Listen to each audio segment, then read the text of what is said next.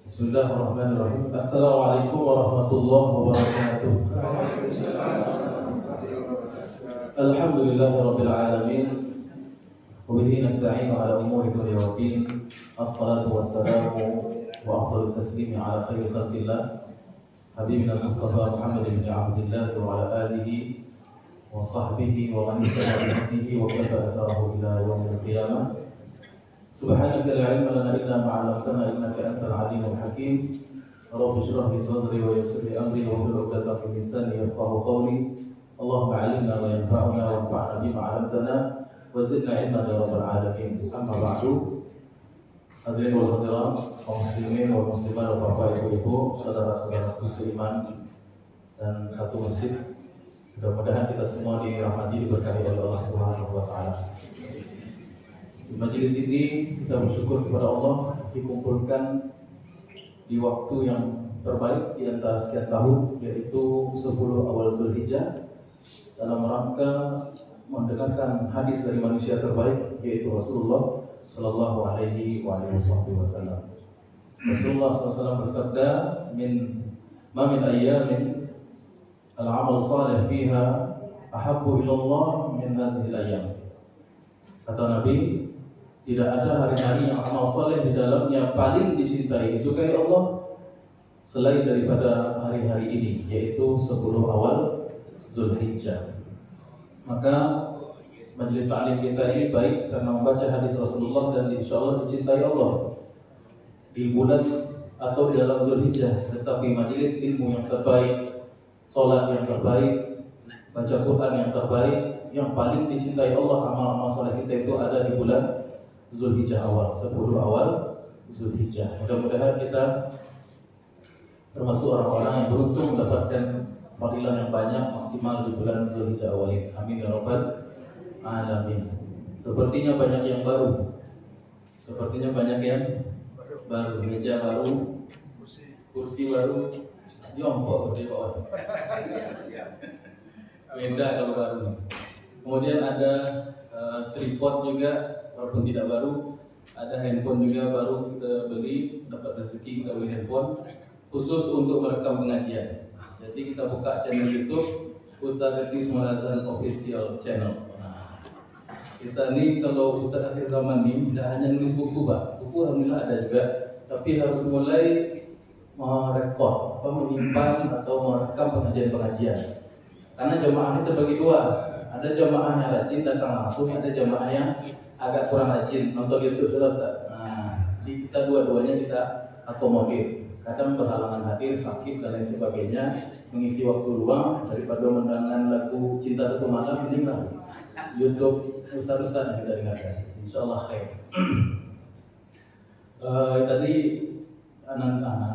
Dinda Yasir mendapatkan pahala bagian pahalanya karena memasangkan menginstal di depan kita. Mohon maaf keterlambatan untuk memulainya. Baik, kita lanjut kajian kita mengenai hadis Arba'in An-Nawawiyah. Itu hadis yang kedua ketika Nabi ditanya, "Ya Muhammad, akhbirni 'anil Islam." Apa itu Islam wahai Muhammad? Faqala Rasulullah, "Anta syahada an la ilaha illallah." Kamu bersaksi wa ikrar bahwasanya tiada ilah melainkan Allah, Tuhan yang layak disembah kecuali Allah saja, dan Muhammad itu utusannya. Wa tuqimas shalah, dan engkau menegakkan salat. Wa tu'tiyaz zakat, dan engkau menunaikan zakat. Wa tasuma Ramadan, dan engkau berpuasa di bulan Ramadan. Wa tahujjal baiti man in istata'ta ilaihi sabila, dan engkau berhaji ke Baitullah jika berkemampuan. 5 rukun Islam ini telah kita jelaskan sebagiannya kemarin pada kalimat syahadat. Kemudian 4 perkara yang mengikutinya barulah dianggap sah disebut amalan seorang muslim apabila dia telah berikrar. Walaupun dia sholat, puasa, zakat, kalau dia tidak dimulai dengan kalimat syahadat, ikrar, maka tidak ada nilai. Ibaratnya orang ini datang kuliah tapi tidak mendaftar. Dia kerja tapi tidak ada prestasi, tidak absen dan lain sebagainya. Maka kalimat syahadat ini adalah sebagai pembuka, sebagai keabsahan seseorang diakui sebagai muslim. Kemudian kewajiban sholat terletak di nomor 2 setelah akidah. menunjukkan bahwasanya sholat itu teramatlah penting. Percuma kita berikrar, kita mengakui keesaan Allah. Percuma kita berikrar bahwa Nabi Muhammad utusan Allah kalau kita tidak melaksanakan apa yang ditetapkan oleh Allah. Dan amal yang paling utama setelah seorang itu berikrar syahadat adalah sholat. Sholat yang 5 waktu. Setelah orang berikrar syahadat, maka wajib dia belajar tentang sholat. Kalau orang baru bersyahadat, baru masuk Islam, atau dia baru bertaubat sudah puluhan tahun jadi preman, kemudian di masa tuanya dia insyaf, kemudian hal pertama yang dia pelajari adalah kaifiyatus sholat, atau bagaimana tata cara sholat. Dan sholat ini sebenarnya simple, Pak. Sholat itu mudah, dan tidak ada alasan satupun orang tidak sholat. Oh, dia sakit, tidak bisa berdiri, punggung dia sakit, duduk. Tidak bisa duduk, berbaring. Tidak bisa berbaring, isyarat kepala. Tidak bisa isyarat kepala, isyarat mata. Tidak bisa isyarat mata, tidak mungkin. Orang kalau kritis pun masih bisa menggerakkan kelopak matanya, kecuali dia tidak sadarkan diri. Terangkat hukum kalau orang tidak sadarkan diri. Orang gila, orang tertidur, anak kecil yang belum balik, itu terangkat hukum, tidak ada kewajiban. Tapi selama dia sadar, mampu dia mengaktifkan matanya, ketika itu dia masih diwajibkan untuk melaksanakan sholat. Sholat adalah hubungan seorang hamba kepada Allah. Artinya Allah tidak ingin kita putus hubungan dengannya, bagaimanapun keadaan kita. Orang yang masuk Islam itu belum hafal Al-Fatihah, tidak masalah. Yang penting dia melaksanakan semampu kadar dia bisa. Contohnya orang baru masuk Islam jam 11 siang, berarti kan nanti jam 12:01 dia zuhur tuh. Maka dia harus belajar yang pertama sholat dan apa-apa yang jadi syarat sah. Berarti dia harus mandi wajib. Diajarkan dia mandi wajib. Tidak sempat ngajarkan mandi wajib, terlalu ribet teorinya. Suruh dia lonce ke kolam. Pakai niat mandi wajib, selesai. Kan 2 syarat mandi wajib itu. Niat, yang kedua sampai dan meratanya air ke seluruh tubuh, mulai dari ujung rambut sampai ujung kaki. Maka kalau kita tak sempat panai sila masalah, tapi pakai niat. Tapi lihat juga kolamnya dalam atau tidak, itu meninggal. Baik, kemudian setelah mandi wajib, kemudian kita ajarkan dia tata cara wudhu. Sebelumnya juga wudhu dulu, disunahkan wudhu dulu. Kemudian kita ajarkan dia wudhu. Wudhu itu pun mudah, cuma 6 rukunnya. Berapa, Bu? 6. 4 membasuh anggota badan, 2 persoalan di awal, 1 persoalan di awal dan di akhir 1. Yang di awal niat, lagi-lagi niat penting. Innamal a'malu binniyat. Kemudian persoalan yang ke-6 itu ditutup dengan tertib. 4 bagian wudhu itu mudah.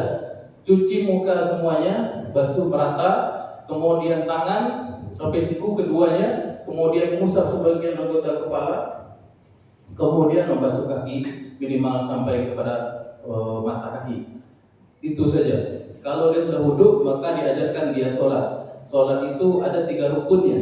Rukun hati, niat cuma 1. Rukun qauli, ucapan 5. Rukun fi'li, kita ajarkan gerakannya dari takbir sampai salam. Maka yang wajib-wajib saja dulu. Yang pertama niat, sholat subuh, sholat zuhur, sholat asar. Kalau dia sudah pasang niat, sudah. Kemana dia arah kiblat, statusnya imam atau makmum, sholat apa dia, qadha atau ada, kemudian dia angkat tangan dan membaca takbiratul ihram, itu wajib. Allahu akbar sekali. Takbir berikutnya hukumnya sunnah. Lupa dia tidak masalah. Kemudian dia baca Al-Fatihah 7 ayatnya, mulai dari basmalah sampai waladhdallin. Amin itu sunnah dibaca amin. Yang wajib-wajib saja dulu. Jadi kalau orang baru masuk Islam, jadi sampai kalau ini pendapat Imam Syafi'i, ini pendapat Imam Ahmad, ini pendapat Imam Malik, ini pendapat NU, ini pendapat Muhammadiyah. Nah, jadi dia masuk Islam payah, ini Islam rumah. Simple saja dulu. Simple. Penting dia baca Al-Fatihah mulai dari basmalah sampai waladhdallin. Oh, dia tidak hafal. Ganti surat yang lain yang jumlahnya 7 ayat. Wal asri tidak hafal 3 ayat saja. Kali-kalikan 2 tambah 1 ayat pertama. Pokoknya jadikan 7. Oh, wal asri surat pendek tak pula hafal. Maka diganti dengan tasbih. Allahu Akbar baca 7 kali. Subhanallah baca 7 kali. Alhamdulillah baca 7 kali. Masa tidak bisa? Orang kafir pasti bisa mengucapkan Allahu Akbar, subhanallah, alhamdulillah, mudah. Kemudian ruku, setelah itu sudah ruku wajib tenang walaupun satu ucapan subhanallah. Tidak pun dia baca tidak masalah. Kemudian bangkit menjadi i'tidal, tumakninah lagi, kemudian sujud, tumakninah lagi, begitu seterusnya sampai dia salam. Yang wajib salam sekali, ucapkan assalamualaikum, menengok kanan sunnah. Mudah kan sholat, Bu? Si simpel itu sholat sebenarnya. Tapi yang membuat sholat ini sulit kadang-kadang, mohon maaf, mungkin guru ngajinya kurang paham. Dia ajarkan kalau sholat tuh harus niat tuh harus pakai bahasa Arab. Bahasa Arabnya tuh, ini bacaannya. Kalau duha, sholat sunnah, asal wajib, syukur, ini niatnya. Kalau asar, ini niatnya. Yang wajib adalah limu tabayyan menghafal 5 buah niat. La haula wala quwwata illa billah.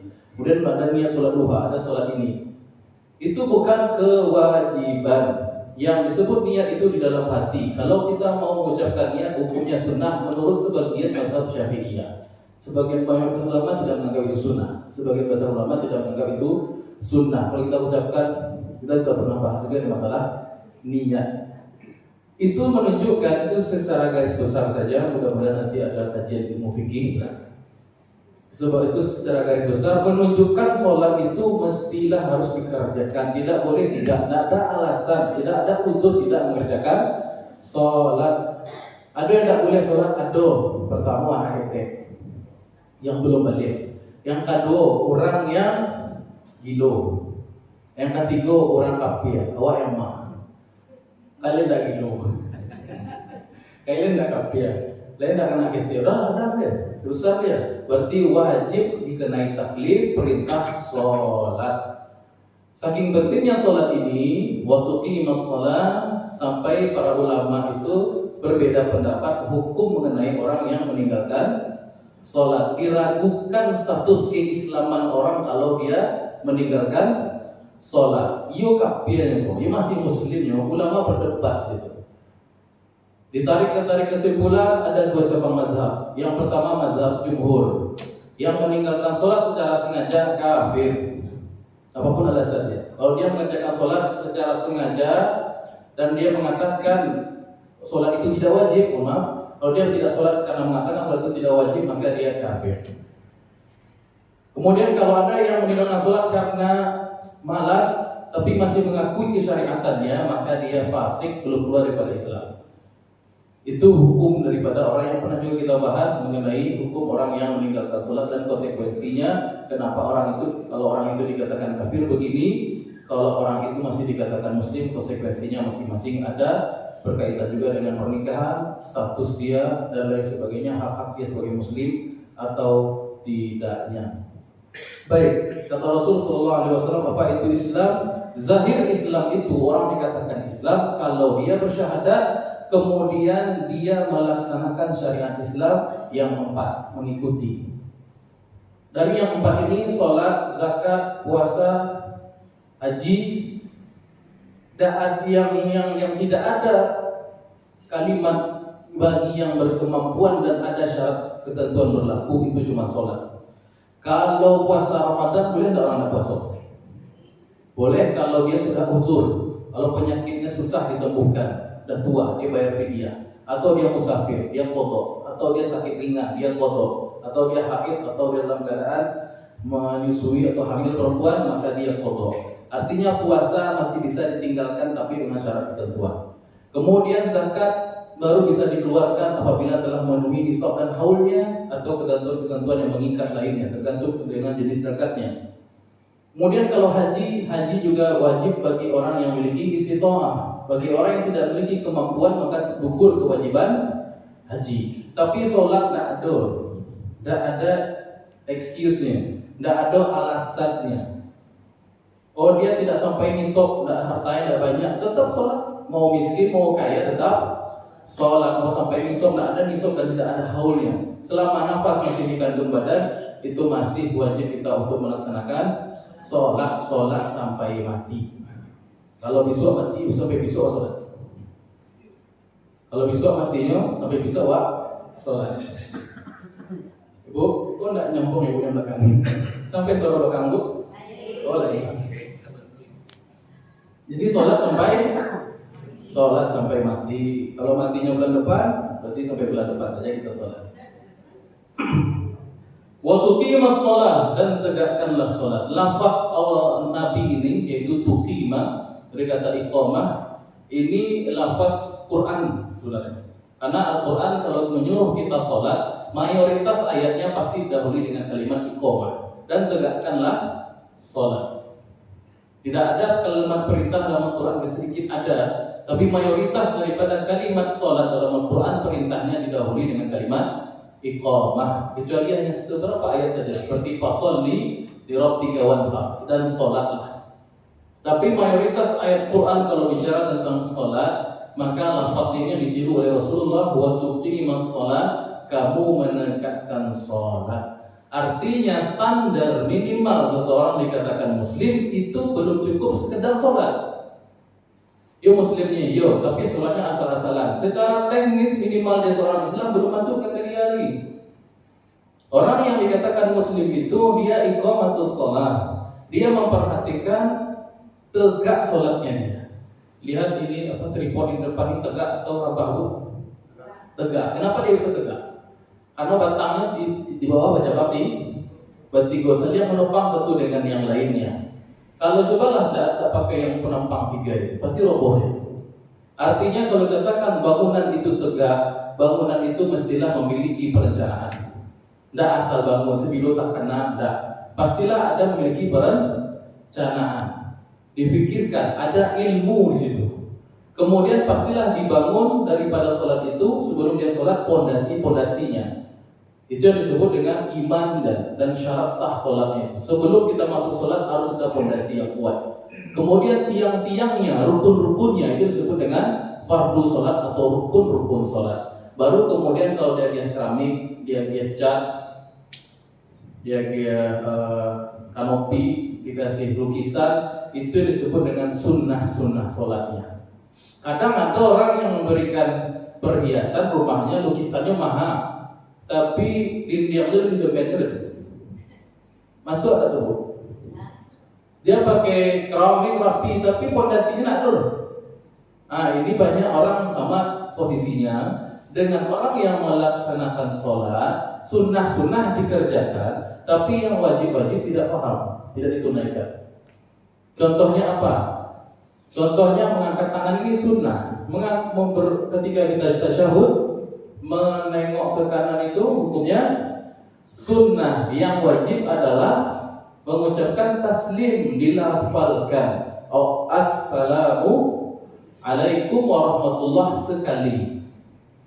Dan itu harus digerakkan mulutnya, jangan mulutnya diam. Kata imam, assalamualaikum warahmatullah, ini diam aja.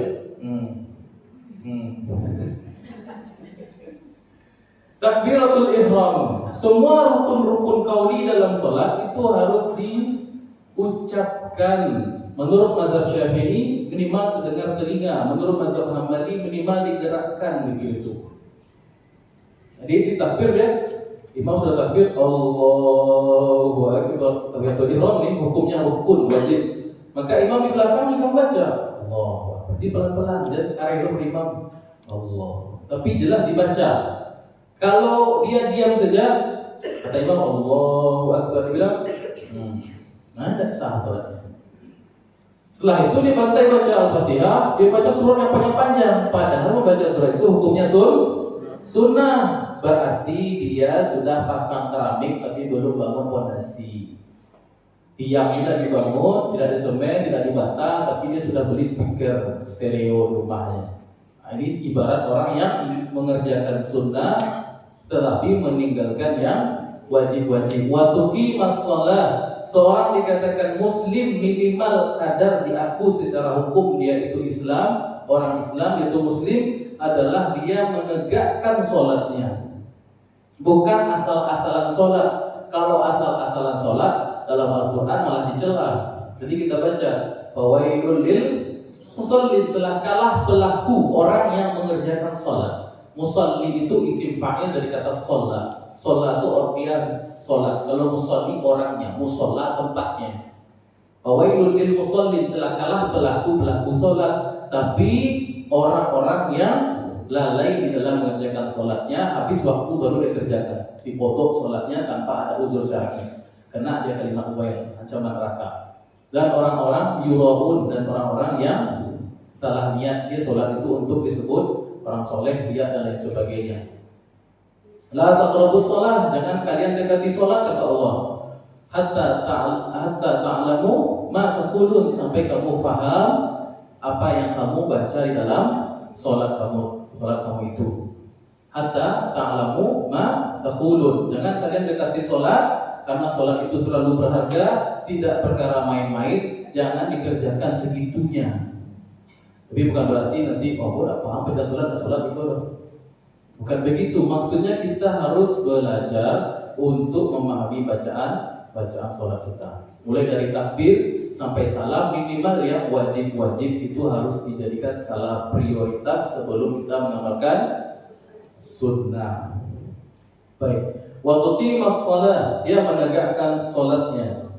Seorang muslim itu dia menegakkan sholatnya. Dia perhatikan tata cara dia beristinja. Dia perhatikan tata cara dia wudu. Dia perhatikan tata cara sholatnya. Yang wajib didahulukan, baru kemudian disempurnakan dengan yang sunnah-sunnah. Kemudian waktu dia zakat, dan kamu menunaikan. Nah, kalau zakat bahasanya bukan tuqimaz zakah, menegakkan zakat. Tapi kalau namanya zakat itu ita, diserahkan saja. Pokoknya kalau kita sudah sampai kepada syarat dikeluarkannya zakat wajib, nisabnya dan haulnya atau ketentuannya sudah harus dikeluarkan, sudah dikeluarkan saja. Begitu lafaznya, waktu dia az-zakah. Kalau ada sekali lagi orang yang mengaku Islam tetapi dia mengatakan zakat itu tidak wajib, sebagaimana kejadian pada zaman Abu Bakar As-Siddiq radhiyallahu anhu, ketika dipungut zakat, kata orang-orang kepada Abu Bakar, kita tidak mengeluarkan zakat lagi karena Nabi sudah meninggal. Maka kata Abu Bakar, aku tidak akan membiarkan Islam terlepas walaupun satu untas sekalipun setelah kematian Rasulullah SAW. Demi Allah akan kuperangi orang yang memisahkan antara dua hal yang disatukan Allah dalam Al-Quran, yaitu sholat dan zakat. Maka zakat ini jangan salah kaprah. Zakat bukan untuk Nabi. Nabi dan keluarga beliau itu tidak boleh haram menerima zakat. Keluarga Nabi hanya boleh menerima hadiah. Zakat itu diambil dari fuqara, disalurkan kepada, diambil dari agniya, orang kaya, disalurkan kepada fuqara atau orang-orang yang berhak yang ada di asnaf zakat yang 8 itu. Baik. Waktu dia zakat, dan kamu menunaikan zakat. Salat dan zakat ini dia punya tujuan. Salat dan zakat ini punya kesamaan dalam tujuan, yaitu untuk tazkiyatun nafs, untuk menyucikan jiwa diri kita.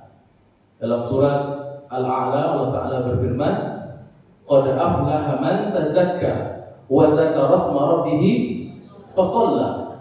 Sungguh beruntung orang yang menyucikan dirinya, wa zakara asma rabbih, dia berzikir mengingat Rabbnya, fasalla, dan dia melakukan salat. Jadi salat itu gunanya untuk membersihkan diri kita, tazkiyatun nafs, untuk menyucikan hati kita, dan untuk zikrullah. Kemudian zakat demikian, khudz min amwalihim shadaqatan tutahhiruhum wa tuzakkihim biha. Ambillah sebagian daripada harta mereka sebagai sedekah, maksudnya zakat, untuk membersihkan harta mereka dan menyucikan diri mereka. Loh, kok bisa orang yang berzakat suci dirinya?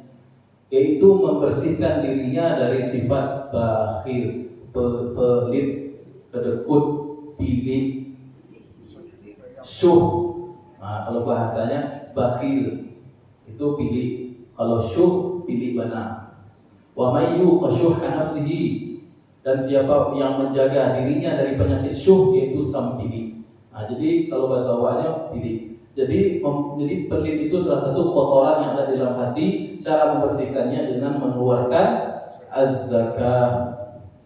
Ya, jadi harta kita itu fi amwalihim haqqun ma'lum, ada hak orang lain yang sudah maklum. Lisaili wal mahrum, baik yang meminta maupun yang tidak meminta. Jadi dalam harta kita itu ada hak orang lain 100% atau mungkin 5% atau sekian persennya ada bagian orang. Kalau sampai nisabnya keluarkan 2,5%, itu hak orang lain. Jangan kumpulkan juga, jangan ditahan. Kalau ditahan dan dikeluarkan zakat, maka pertama kita berdosa karena tidak menunaikan salah satu rukun Islam. Sebagai seorang muslim tidak boleh demikian. Maka yang kedua, kalau kita tetap menahan harta haram hak orang lain itu yang akan menghancurkan harta seluruhnya. Seperti ibarat bakteri, virus yang masuk ke dalam tubuh kita, kotoran yang ada dalam tubuh kita. Kalau ingin sehat, olah tasasak keluar. Kalau ingin sakit, silahkan tahan. Kalau ingin sakit, silahkan tahan. Begitu kita memandang harta orang lain yang ada dalam diri kita. Jadi bos kita, karyawan gaji, karyawan memang harus tunaikan. Jangan anggap bahwasanya kita ini kalau kita tahan harta itu tambah kaya, tidak. Allah cabut keberkahannya kalau kita menahan hak orang lain yang ada dalam harta kita. Baik, waktu tiaz zakah. Yang keempat, yang keberapa Bu? Syahadat, sholat, zakat. Yang keempat Bu. Ibu mengantuk Bu? Nah, apa ada mengantuk saja Pak, segar-segar. Wa tasuma Ramadan. Yang keempat, orang dikatakan Islam itu dia melaksanakan puasa wajib di bulan Ramadan. Allah Ta'ala firman, ya ayyuhallazina amanu kutiba alaikumus shiyam kama kutiba alal ladzina min qablikum la'allakum tattaqun. Ini ayat yang ambo hafal ketika Ramadan. Betul kan? Anak hari mencatat buku Ramadan, Ustaz itu ayat dibaca terus sampai hafal kita. Ini ayat yang saya terima, yang saya hafal ketika waktu kecil di Masjid Jamiatul Ulum banyak. Saya masih di sini belakang-belakang kita duduk nyatat pakai buku surat Ramadan itu, minta ke Ustaz habis itu. Minta tanda tangan ke Ustaz. Karena Ustaznya pergi yang mewakili Garin biasanya. Garinnya waktu itu siapa ya? Saya ingat lagi namanya. Sebelum Bang Ronald. Sebelum Bang Ronald itu siapa namanya? Lupa itu. Siapa Bu? Hah? Lihat siapa? Ya itulah orangnya. Itulah pokoknya. Nah sekarang sudah berganti Bu. Sekarang saya habis ceramah datangi sama anak-anak. Nah sekarang kita ingat dia lagi menanda tangani. Ini hidup memang berputar. Tadinya kita yang meminta, sekarang kita yang diminta. Berarti tambah juga usia kita. Lanjut. Mana tadi? Wa tasuma Ramadan. Puasa Ramadan hukumnya wajib, rukun daripada rukun Islam. Orang Islam dikatakan dia muslim beragama Islam kalau dia puasa di bulan Ramadan. Kalau sholat itu ibadah badaniyah, rohaniyah. Kalau zakat itu ibadah rohaniyah dan maliyah. Harta puasa ini berbeda dengan yang lain. Dia tidak sama dengan sholat, dia tidak sama dengan zakat, dia tidak sama dengan haji. Puasa ini rukun Islam yang menjadikan ruh di setiap amalan. Kenapa? Karena dalam puasa kita dilatih untuk ikhlas. Kalau sholat nampak nggak orang sholat? Nampak. Kalau orang bayar zakat, nampak surat piti. Boleh kalau merah nampak oleh mata. Namanya piti. Kemudian kalau orang pergi haji nampak atau tidak? Sangat nampak. Bahkan bekasnya sampai meninggal ya. Haji, titik. Nah, ini kan. Haji, hajah, titik. Sangat nampak. Ada sekarang acara namanya apa istilahnya? Sebelum berangkat haji itu namanya apa? Ada syukuran ya, Bu ya. Nanti di bandara nanti ada nangis pakai drama, nangis gitu kan? Itu tidak masalah, apa-apa. Artinya haji ini syiar, nampak, sholat nampak, zakat nampak, puasa tidak nampak. Dia balik nampak suaranya. Karya-karya mimpi tidak bisa. tidak bisa tipu. Kalau sholat bisa. Orang munafik pun sholat. Dalam Quran diabadikan dalam Quran diabadikan tentang orang sholatnya orang munafik. Iza qamu ila sholati qamu kusala. Kalau orang munafik itu sholat, dia sholat dalam keadaan malas. Yura'una nas wa la yazkuruna Allah illa qalila. Dia kalaupun sholat malas, kalaupun sholat riya, kalaupun sholat tidak mengingat Allah kecuali sedikit sekali atau tidak sama sekali. Qalila maknanya dua, sedikit atau tidak sama sekali. Jadi orang munafik pun disebutkan dalam Quran dia sholat, zakat nampak, sholat nampak, haji nampak, syahadat nampak, tapi kalau puasa dia punya keistimewaan, dia itu amalan yang tidak tampak. Oleh karena itu kata Allah, inna sawma li wa ana ajzibi. Sungguhnya puasa itu amal anak Adam itu untuk mereka sendiri, kecuali puasa sungguhnya dia untukku, aku sendiri yang akan membalasnya. Maknanya apa? Memang puasa itu amalan yang spesial, dia tidak tercampur dengan apa-apa, dia hanyalah ibadah yang menguji keikhlasan kita kepada Allah Subhanahu wa ta'ala. Waktunya kapan yang wajib puasa itu? Bulan Ramadan. Surat Al-Baqarah ayat 183 sebelah kiri agak ke atas sedikit sampai ayat 187 paling kanan, sampai itu penjelasan tentang ayat puasa. Dimulai dari firman Allah, ya ayyuhallazina amanu kutiba alaikumusiyam kama kutiba alal ladzina min qablikum la'allakum tattaqun ayyaman ma'duda wa man kana lupa ya dulu. Dimulai dari ayat ya ayyuhallazina amanu kutiba alaikumusiyam kama kutiba alal ladzina min qablikum, wahai orang-orang yang beriman diwajibkan ke atas kalian berpuasa sebagaimana orang-orang dulu juga diwajibkan agar kalian mencapai takwa. Ayyaman ma'dudat, hari-hari tertentu yang sedikit yang bisa dihitung, maksudnya ialah Ramadan. Faman syahida minkum syahra falyasumhu. Jadi makna ayyaman ma'dudat tafsirannya ialah faman syahida minkum syahra falyasumhu. Siapa yang masuk di bulan Ramadan dengan apapun caranya dan mengetahui masuk Ramadan, bisa dengan ru'yatul hilal, bisa dengan wujudul hilal, maka jatuhlah kewajiban puasa Ramadan 29 hari ayyaman ma'dudat atau 30 hari. Mungkin masalah Ramadan ini punya pembahasan tersendiri, insyaallah kita akan bahas pada waktunya. Yang jelas bahwasanya kewajiban puasa Ramadan itu rukun daripada rukun Islam. Kemudian yang kelima, ini yang kelima yang sedang atau akan dilaksanakan oleh kaum muslimin seluruh dunia, wa tahujjal baiti man istata'a ilaihi sabila. Yang kelima rukun Islam, orang Islam itu dia berangkat haji. Artinya dia mengakui haji itu perintah Allah, termasuk rukun daripada rukun-rukun Islam. Kalau ada orang yang mengatakan haji itu tak wajib, keluar daripada Islam. Oh, haji itu wajib tapi tata caranya dia ubah, berarti dia ahli bid'ah. Sering saya contohkan tawafnya di mana? Di Monas saja lah, di kalau mau antri ke Ka'bah, berarti dia ahli bid'ah. Kalau dia mengatakan haji itu tidak wajib, keluar dari millah.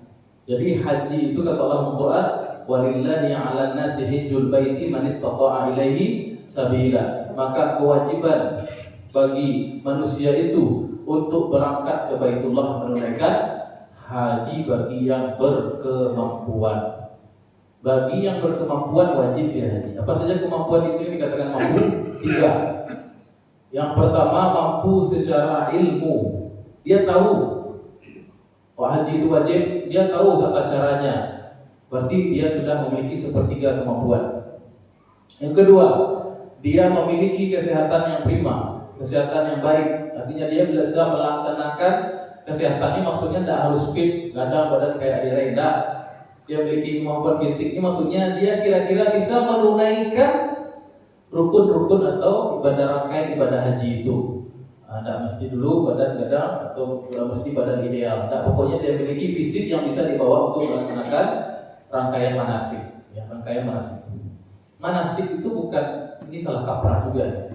Manasik itu adalah ibadah haji itu sendiri rangkaiannya. Cuman kalau di Indonesia manasik itu artinya Gladi resik. Tidak bu. Pegama manasik haji. Lah, ini masih bulan Syawal makanya manasik. Artinya dia tadribul manasik, sebenarnya itu istilahnya tadribul manasik. Tadrib artinya latihan, gladi resik. Gladi resik untuk kalau nanti dia lancar melaksanakan haji, dilakukan latihan dulu pakai. Itu namanya tadribul manasik. Kalau manasik itu sendiri itu adalah rangkaian hajinya itu sendiri. Mulai dari ihram sampai dia nanti tahallul. Kalau melaksanakan haji umroh itu disebut dengan manasik. Kata Nabi, wa tahujjal baiti in istata'ta ilaihi sabila. Jadi orang Islam itu orang yang berangkat haji. Haji ke mana? Al-bait, tahujjal bait. Al-bait secara bahasa artinya rumah. Tapi maknanya di sini ialah rumah Allah, Baitullah yang ada di Mekah, yaitu Al-Ka'bah Al-Musyarrafah atau Masjidil Haram. Itu namanya disebut dengan Baitullah, rumah Allah. Kenapa disebut rumah Allah? Allah tinggal di situ? Tidak. Kalau rumah awak yo, ada kamar mandi, ada ruang tamu, ruang makan, ada dapur, ada masker, bedroom, ada macam, ada garasi. Allah tidak butuh yang demikian, disebut dengan Baitullah karena memang tidak ada yang memiliki tempat itu. Kalau tidak ada kepemilikan berarti dikembalikan ke asalnya, yaitu milik Allah seluruh alam semesta. Maka dikatakan Baitullah. Dikatakan Baitullah sebab itulah rumah ibadah pertama yang dibangun di muka bumi ini. Allah Ta'ala firman dalam Quran, Inna awwala baitin wudi'a lin-nasi lalladzi bi Bakkata mubarak. Dan rumah pertama rumah ibadah pertama yang dibangun di muka bumi ini ialah di Bakkah, bahasa dulunya Makkah, bahasa kininya. Bakkah bahasa dulunya, Makkah bahasa kininya. Karena huruf ba itu satu makhrajnya. Huruf ba dan huruf mim satu makhrajnya. Dulu namanya Bakkah, sekarang namanya Makkah. Di Indonesia jadi Mekah. Di Barat jadi Mekah. Kurangnya sama, Mekah, Makkah, Bakkah sama. Wa tahujjal bait, dan kamu apa makna haji? Al-hajju artinya al-qasdu al-mu'azzam. Tujuan yang diagungkan. Tujuan besar. Jadi orang dikatakan haji, pilgrims bahasa Inggrisnya, pilgrims, holy apa sih? Holy bahasa Inggris apa? Perjalanan suci. Nah, pilgrims. Kalau bahasa Arabnya al-hajj, al-qasdu al-mu'azzam, tujuan yang besar. Jadi kita pergi ke sana itu dalam rangka tujuan yang teramat besar, yaitu ingin melihat tanda-tanda kekuasaan Allah dan maqam Ibrahim. Kemana kita melihat akan ketemu jejak Nabi Ibrahim. Ketika kita sholat, ketika tasyahud kita baca Allahumma shalli ala Muhammad wa ala ali Muhammad kama shallaita ala Ibrahim wa ala ali Ibrahim. Ingat Nabi Ibrahim ketika sholat. Ketika kita melaksanakan ibadah Idul Adha dan menyembelih hewan kurban, takana teringat Nabi Ibrahim yang menyembelih anaknya Ismail, kemudian diganti dengan Allah dengan domba yang besar. Ketika kita haji dan umroh, lebih terkenal lagi dengan Nabi Ibrahim. Ya, karena yang membangun pondasi Ibrahim itu setelah hancur di zaman Nabi Nuh, ya, pondasi Ka'bah sempat hancur di zaman Nabi Nuh. Yang membangun ulang ialah Nabi Ibrahim alaihissalatu wassalam bersama anaknya Ismail. Wa idh yarfa'u Ibrahimul qawa'ida minal baiti wa Ismail rabbana taqabbal minna innaka antas samiul alim. Dan ingatlah ketika Ibrahim dan Ismail mengangkat kembali itu qawa'id, pondasi dari Baitullah itu. Setelah selesai dia berdoa, taqabbal minna, ya Allah terimalah pembangunan ini, sungguhnya Engkau Maha mendengar dan Maha mengetahui. Tempat batu tempat Nabi Ibrahim berpijak itu disebut dengan maqam Ibrahim. Tadinya posisinya di samping Ka'bah. Kemudian Umar mengusulkan ini kalau diletakkan di sini mengganggu orang tawaf, maka dipindahkan agak ke belakang. Makanya maqam Ibrahim sekarang posisinya agak jauh dari Ka'bah, masih bisa orang dengan lancar berputar di sana. Setelah selesai orang tawaf, kita bergeser ke arah belakang maqam Ibrahim dan salat sunnah 2 rakaat di belakang maqam Ibrahim. Kemudian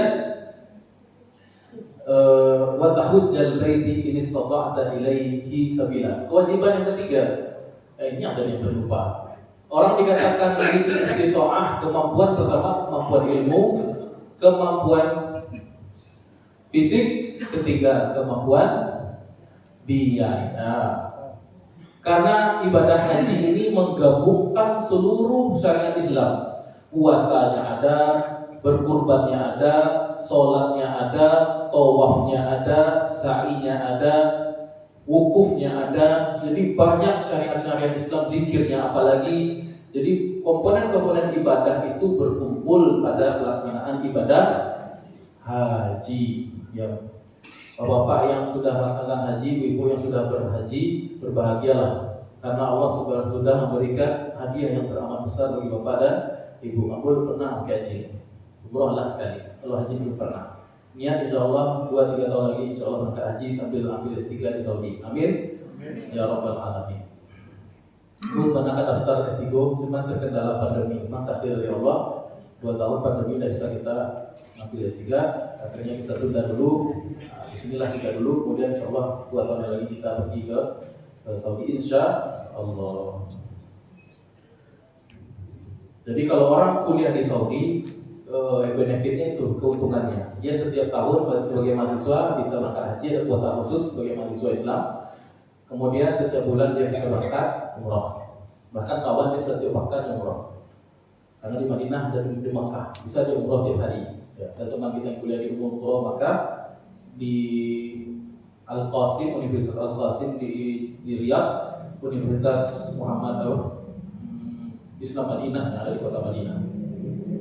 Baik, wa tahujjal baik. Ada 3 syarat istita'ah. Pertama tadi sekali lagi Bu, kemampuan ilmu, kemampuan fisik dulu, kemampuan ilmu, kemudian kemampuan finansial. Tetapi kalau kita lihat sekarang antrian haji berapa tahun Pak? Haji reguler luar biasa, 55 tahun. Pak daftar rumah 60 tahun, dulu itu pakai. Prinsipnya kalau untuk soal rukun Islam ini, kenapa kita sulit berangkat haji? Sebenarnya itu kita kurang kuat azabnya dan belum punya mindset yang benar untuk melaksanakan kewajiban agama. Kalau sudah tertanam ini kewajiban agama, maka otomatis zikir dan fikir kita akan tertuju kepada itu. Dan itu yang akan mengarahkan kita terhadap kabulnya permintaan kita kepada Allah mengenai pelaksanaan amal itu. Tapi kalau memang dasarnya itu tidak niat, ya haji itu kan kalau memang buang-buang mampu. Kalau begitu pola pikir ya akan berangkat haji. Betapa banyak orang kaya tapi tidak berangkat haji. Betapa banyak orang yang miskin tapi bisa berangkat haji. Aduh Pak Haji apa namanya Pak, itu jamaah Pak, sedang keluar di Istiqlal, urutnya di Istiqlal. Kemudian ketika itu qadarullah lewat menteri kehajian apa sih? Menteri hajinya Saudi lewat. Apa aku sedang zikir, dipanggil Pak, sudah haji belum? Istri sudah haji belum? Belum, tahun ini berangkat. Bayangkan, coba Bapak tadi itu atas sasak pipis sampai ke WC, coba enggak? Atau tak lalu ya kan, ngantuk lalu itu, enggak dipanggil itu loh. Berarti memang Allah menjawab dan mengabulkan permintaan kita berdasarkan tekad dan niat kita yang sungguh-sungguh. Kalau kita sudah punya kuat azam yang niat, insya Allah berangkat. Tapi kalau memang dasarnya itu kita niatnya untuk bangun rumah dulu, untuk bikin apa? Untuk mau nambah mobil lagi, ganti motor, nambah ini, nambah ruko dan lain sebagainya, mindsetnya sudah salah di awal, akhirnya tak jadi berangkat haji. Percaya tak itu? Karena memang Allah Subhanahu Wa Taala melihat kesungguhan hati kita. Menjadda wajada, siapa yang sungguh-sungguh akan mendapatkan. Jadi mindset kita berhaji itu kalau kita melihat putus asa gitu Bu. Maka kita pikirkan juga ikhtiar yang lainnya. Misalnya kalau Ambo jalurnya lewat studi. Kalau Ambo jalurnya lewat studi, kawan-kawan yang Ustaz itu lulusan Mesir, lulusan Yaman, lulusan Timur Tengah, itu memang mereka ketika studi langsung berangkat. Dan mereka sia-siakan kesempatan itu. Bahkan mereka bisa badal haji, badal umroh, bisa membimbing juga di situ. Mungkin ada kawan-kawan yang kuliah di beberapa negara yang minoritas Islam di situ, di Kanada, di Swedia, di Thailand, itu cepat juga berangkat hajinya. Jadi ibu coba pikir-pikir pindah ke Thailand, ibu ya. Pindah ke Thailand dapat kuota haji besar, ya. Tapi intinya kembali lagi, yang penting niat dan tekad mindsetnya dirubah. Sekarang setiap keluarga Muslim harus berpikir, jangan lagi ubah gitu. Sekarang tuh kalau kita umroh atau haji, kita lihat umumnya rata-rata umurnya sudah 60 tahun, 70 tahun. Ya. Kalau di luar negeri, berita dari kawan-kawan yang berangkat haji itu kalau dari Arab umumnya usianya masih muda-muda, 30-an umur haji, 40-an haji. Nah, ini harus diubah mindsetnya, bahwasanya ketika kita tahu bahwasanya ini kewajiban agama, sungguh-sungguh untuk mendapatkannya, untuk meraihnya. Wa tahujjal baiti in istata'ta ilaihi sabila. Kalimat in di sini menunjukkan syarat kalau berkemampuan, maka ada taklif wajib untuk berangkat haji. Qala sadaqta azan. Baik, alhamdulillah telah selesai pembahasan tentang apa itu Islam. Mudah-mudahan Allah terima duduk kita di sini, di majelis kita ini. Mudah-mudahan ditambah ilmu dan iman dan amal kita, amal soleh kita. Mohon maaf bila salah dan kurangnya. Kita tutup dengan doa subhanakallahumma rabbana bihamdika asyhadu an la ilaha illa anta astaghfiruka wa atubu ilaik. Mohon maaf bila salahnya. Assalamualaikum warahmatullahi wabarakatuh.